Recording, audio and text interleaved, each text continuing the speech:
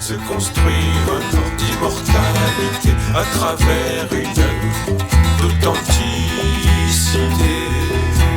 Alvéola. Bonjour, cette vidéo pour parler, enfin pour lire plutôt, mais ce sont des paroles sacrées. Je vais commencer par une règle de la mer qui est la 10e.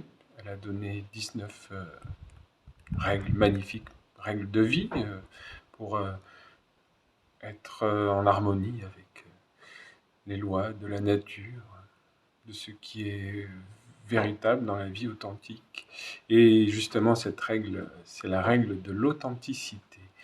Et ensuite, je lirai un psaume de l'archange de l'air, le Père Raphaël, qui parle aussi de cette notion très importante. Et je vois que c'est une règle, au final, qu'on a beaucoup oubliée et qui amène toutes les dérives et toutes les errances dans notre école et dans une école de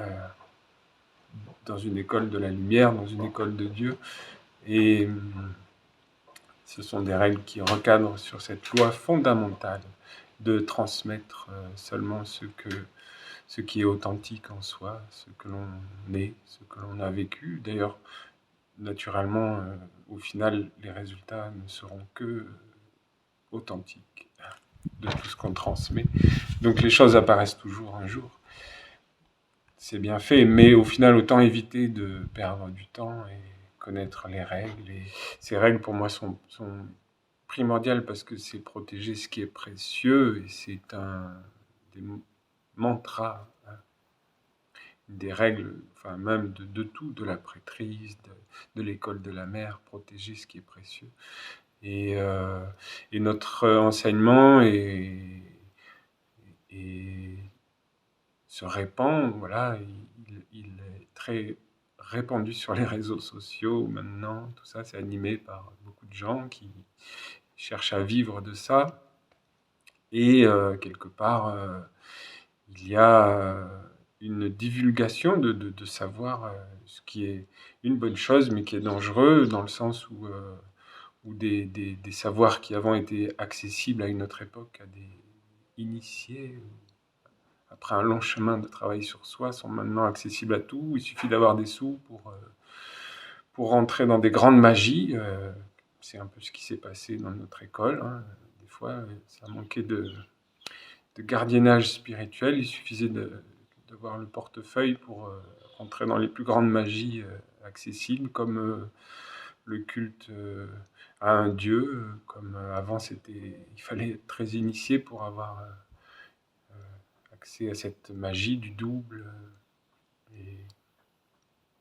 et de parler de Dieu, la lumière, et d'avoir la capacité de le faire dans le réel. Donc voilà, ces règles sur l'authenticité, pour moi, sont vraiment fondamentales, cruciales, et elles ont vraiment grand besoin d'être respectées.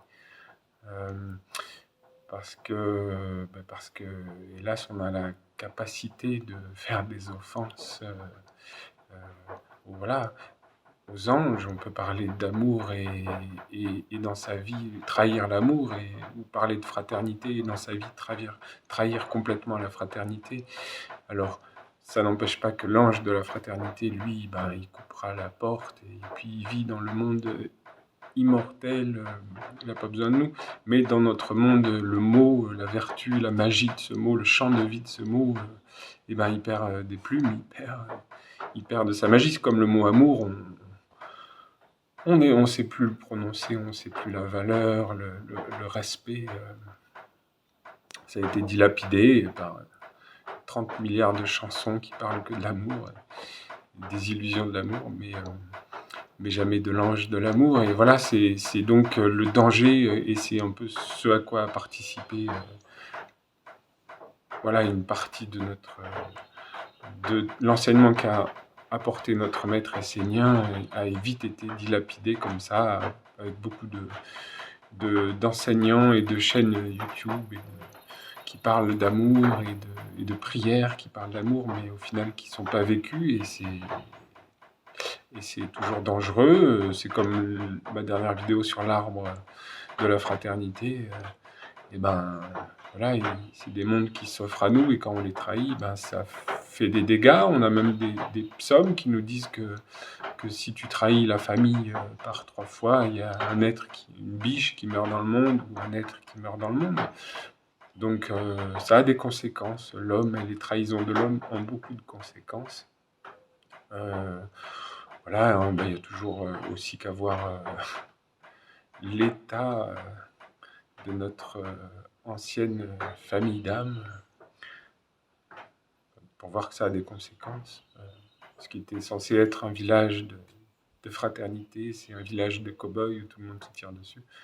Donc ça a des conséquences négatives. Alors je voulais mettre sur les ondes de cette 10e règle de la mère. Ma 10e règle est l'authenticité. Sois authentique. Ne transmets pas ce que tu ne portes pas en toi.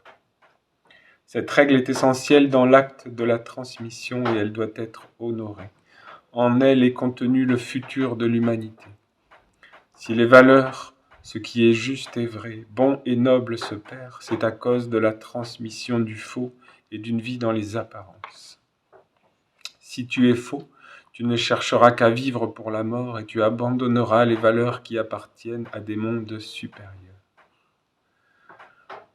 C'est très délicat parce qu'on est tous persuadés d'être dans le juste, d'être bon, et c'est là où ça demande un grand travail d'introspection et de connaissance de soi-même pour connaître ce qui est authentique en soi, ce qui est véritable, ce qui est notre fondement et ce qu'on peut transmettre. Et c'est le chemin des initiations, ce qu'on a fait, ce qui a été mis en place par notre maître dans notre école.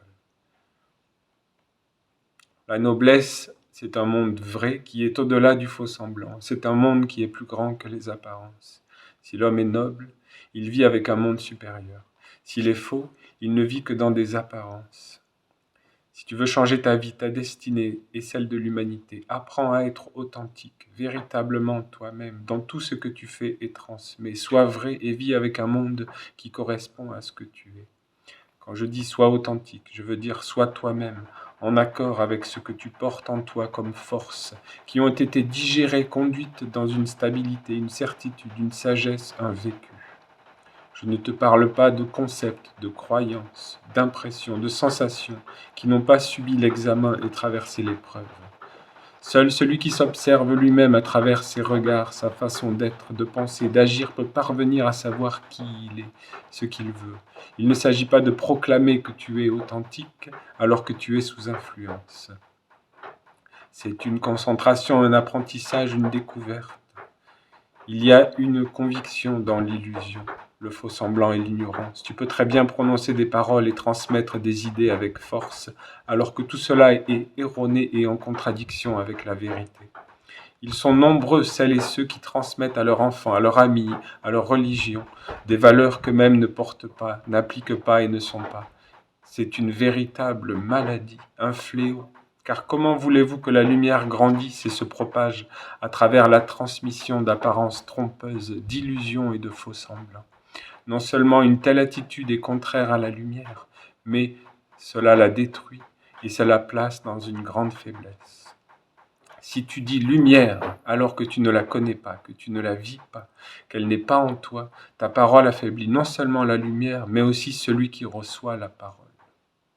Donc faites très attention au monde, aux paroles que vous laissez entrer en vous, et à ne pas vous laisser influencer par des fausses paroles, d'avoir le discernement. Alors souvent, il faut aller voir sur place, voir si les êtres vivent vraiment la parole qu'on entend. Il ne faut pas se fier aux vidéos. Voilà. Même moi-même.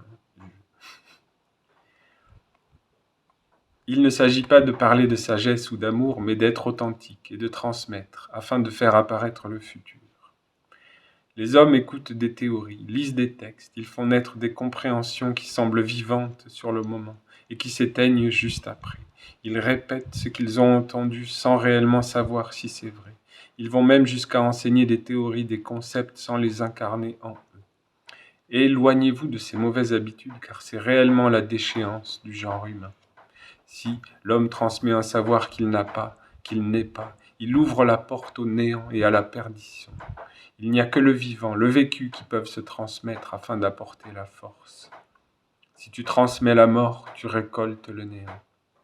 Le déclin de l'humanité, rien que ça, vient de l'ignorance et du non-respect de ma règle de l'authenticité. Être faux, c'est ne transmettre que des semblants. Il n'y a rien de noble, de digne, de juste dans une telle attitude. La beauté, c'est de conduire l'expérience jusqu'au réel, afin de faire apparaître le vécu, d'être vrai, se connaître et d'être soi. Si tu as été éduqué par des êtres faux, alors le chemin est fermé. Que faire d'une parole morte, vide de sens, de valeur et qui contient le contraire de ce qu'elle dit? La parole vivante, authentique, transmet la vie. Si l'homme parle de paix, d'éducation, d'économie, d'amour sans savoir ce qu'il dit sans l'être, alors non seulement il salit les mondes supérieurs, mais il détruit le futur. Et c'est le principe même de la politique. Voilà. Mais que ça reste en politique, c'est une chose, mais que ça rentre dans l'école de Dieu et dans la prêtrise, c'est une offense. Il y a une grande différence entre souhaiter et être. Souhaiter la paix est abstrait, alors qu'incarner la paix et la transmettre est concret. Cette règle de l'authenticité doit être approfondie car elle est fondamentale. N'affirme pas ce que tu ne sais pas, ce que tu n'es pas. Ne transmets pas ce que tu n'as pas éprouvé et vécu de l'intérieur. Ne parle pas de ce que tu n'as pas compris et maîtrisé. Si tu as expérimenté, vécu et que tu as transformé en sagesse, alors tu peux transmettre. L'authentique fait du bien, il rassure et il est bon. Il est fatigant de percevoir le faux en permanence et de constater que sans cesse, c'est l'apparence qui féconde le subtil des hommes. L'ignorant est heureux de cette illusion qui brille à l'extérieur, mais il ne comprend pas que tout est voué à l'échec, car il n'y a rien à l'intérieur. C'est un néant qui pense, qui parle, qui agit, une apparence d'existence, une apparence de bien commun, de fraternité. Alors que la vie n'est pas une apparence, c'est une vérité intérieure qui doit être éprouvée, vécue, rendue consciente et sage, afin d'enfanter la vie et non le rien. Le vrai, c'est l'incarnation de Dieu sur la terre. Si Dieu prend un corps, alors la transmission devient réelle.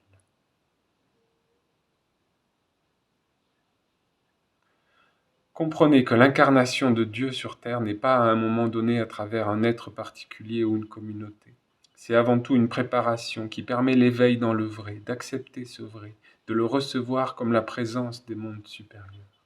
Rappelez-vous l'importance de la vérité. Soyez vigilants devant l'apparence, l'image, le semblant, ce qui est faux. Aimez le vrai et tissez des liens afin de vivre avec lui. Pensez, aimez, bâtissez, cheminez avec la vérité et non dans le mensonge et le superficiel. Trouvez la vérité, transmettez-la. Elle est l'essence de toute noblesse, de toute vertu angélique. Psaume 220 de l'archange Raphaël.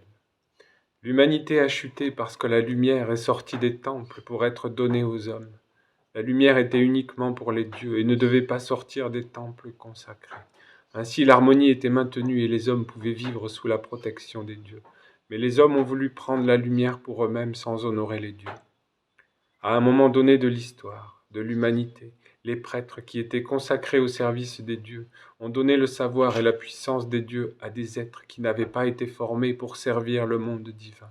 Ainsi, là où il y avait les dieux, les hommes non initiés n'ont vu que des hommes. Alors sont apparus les égrégores, qui ont pris la place des dieux pour instruire les hommes.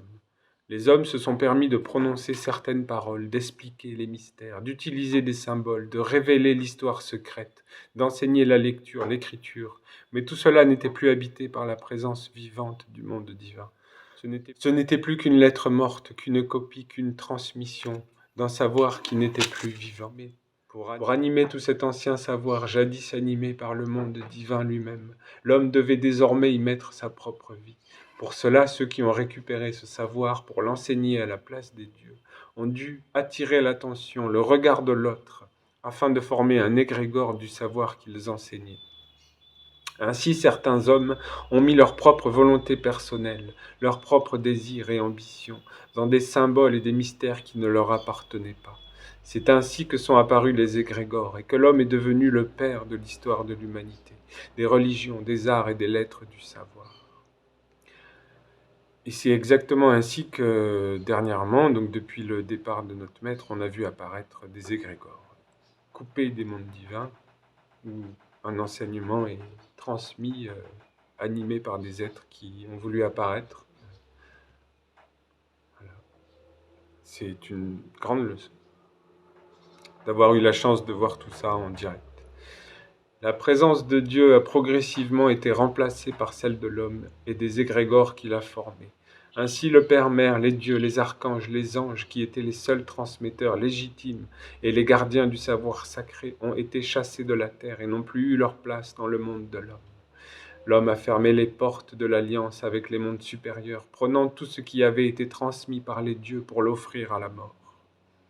En s'emparant de tout ce savoir, le royaume de la mort a bâti son royaume. Je vous dis que vous ne pouvez transmettre et expliquer que ce que vous vivez et portez en vous. Vous ne pouvez partager que ce que vous avez et qui est vivant en vous. Ne transmettez pas la mort, le vide, la croyance, le non-sens. Ne conduisez pas vers la mort la lumière intérieure des textes et des mystères qui ont de la valeur et qui sont habités par un monde invisible sacré. Si vous transmettez quelque chose que vous ne vivez pas, vous transmettez uniquement la lettre morte, ce qui autrefois était certes empli d'âme et d'esprit, mais qui aujourd'hui est dénaturé, éteint, l'homme n'ayant pas voulu respecter les dieux. Servir les dieux, honorer leur présence, les nourrir, permet de vivre avec l'âme et l'esprit. Sortir du temple signifie vouloir vivre uniquement de la lettre, du savoir mort qui un jour fut vivant mais qui ne l'est plus. Ce n'est pas en se tenant uniquement à l'extérieur du temple que l'équilibre sera maintenu. Il ne suffit pas de prononcer certaines paroles, de mettre en mouvement certains symboles. Il faut aussi que l'intelligence soit présente et que l'origine soit honorée. Croire qu'on peut prononcer la parole d'un Dieu sans la vivre et être en harmonie avec lui est une grande illusion. Un jardinier doit posséder l'amour des fleurs, ainsi que la connaissance intellectuelle qui permet de tout faire fructifier. Il peut alors transmettre le savoir-faire, mais l'amour des fleurs doit être vivant dans l'apprenti qui reçoit l'enseignement. Sinon jamais il ne pourra entrer dans les mystères plus grands qui appartiennent éternellement aux dieux. Celui qui ne vit pas avec les dieux et pour les dieux se fera capturer par le monde de la mort. Il finira par se fatiguer, par perdre le sens et l'amour de ce qu'il fait. Dans le cas du jardinier, il lui faudra sans cesse trouver de nouveaux stratagèmes pour donner l'envie de jardiner, jusqu'à ce que cela devienne une obligation, un asservissement, un esclavage, un emprisonnement. Telle est la chute de l'homme. Je dis que le savoir, les lettres, les chiffres, la science, les paroles de sagesse, les gestes des métiers qui sont enseignés et répétés sans être vécus jusqu'aux dieux qui leur correspondent, sont un vrai régal pour le monde qui cherche à détruire toutes les valeurs que porte l'humanité. L'homme dans la dignité ne parlera pas de ce qu'il n'a pas vécu, de ce qu'il ne maîtrise pas, de ce qu'il ne sait pas faire, et qui n'est pas relié au temple d'un Dieu et n'est pas le corps d'une divinité en lui. Seul ce qui est vécu dans le quotidien et qui se tient dans la perfection de l'intelligence et de la sagesse peut être transmis comme le corps parfait du savoir impersonnel et universel. Un tel savoir, il n'appartient qu'à un Dieu, et il doit être transmis uniquement pour l'honorer, pour nourrir Dieu en l'autre. Le reste n'est que pour les curieux qui veulent toujours en savoir plus, qui se gavent, qui se remplissent, pensant qu'ils atteindront ainsi la perfection, sans s'individualiser, ni devenir une colonne dans le temple du Dieu qui correspond à ce savoir. En effet, toute vertu, tout savoir, toute existence vient de Dieu et des dieux titulaires. Vous devez être des individualités, être vrai, vivre de l'intérieur ce que vous enseignez et faites de votre vie. La mort ne doit être ni dans vos pensées, vos paroles, dans vos actes. N'enseignez pas ce que vous ne savez pas, par expérience, ou alors dites que c'est une indication, car c'est l'attitude contraire qui a fait naître la mort dans votre monde. Si vous voulez retrouver le chemin de la vie, vous devrez rétablir des lieux où les dieux pourront enseigner aux hommes dans le silence, leur ouvrant le chemin de la maîtrise de leur corps subtil, afin qu'ils puissent entrer dans les mondes supérieurs et vivre avec les dieux. Ainsi, les hommes ne transmettront pas l'enseignement d'une façon extérieure, mais le corps vivant qui permet de vivre avec les dieux et de former un corps aux dieux. Cela signifie entrer dans la vie de celui qui enseigne et atteindre les mystères plus hauts qui éclairent les mondes. Avant la chute, les hommes savaient élaborer des corps pour les dieux à travers toute leur activité. Ainsi, ils pouvaient vivre avec la bénédiction des dieux. Celles et ceux qui connaissaient ce savoir étaient appelés des Esséniens. Ils étaient les prêtres, les guides des peuples, constituant le gouvernement des dieux sur la terre, impersonnel et pur, apportant la justice et la paix. Seuls les dieux peuvent apporter l'équilibre dans le monde. Aucun homme ne le peut, encore moins en étant seul et séparé de l'alliance de lumière. Comment un homme pourrait-il donner ce qu'il n'a pas? Or la paix, la justice, l'intelligence appartiennent uniquement à Dieu.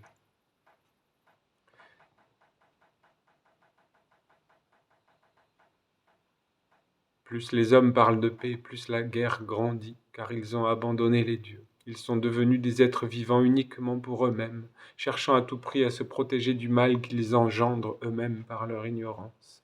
C'est pourquoi ils amassent tout ce qu'ils peuvent pour se mettre à l'abri, se préserver de la famine, de l'agression et de toute destruction éventuelle venant de l'extérieur.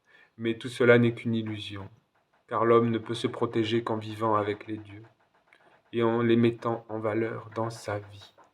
Seul ce qui est grand et vrai et empli de l'Esprit divin, et non pas ce qui vient de la volonté du désir des hommes soumis à la mort. Amen.